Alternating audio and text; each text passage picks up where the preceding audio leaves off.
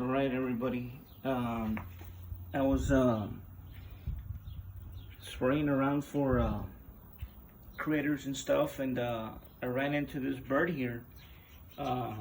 There's kind of appears to be some blood right there, and what's happening is these birds, they're crashing into my kitchen window, or these two windows right here. They look like glass, and looks like they're flying. They turn a corner right here and smack into these glass windows. So it's the first one that I see that didn't make it, but I hear crashing sounds regularly, and it's unfortunate that this one probably broke its neck or something. So yeah, sorry about that, buddy.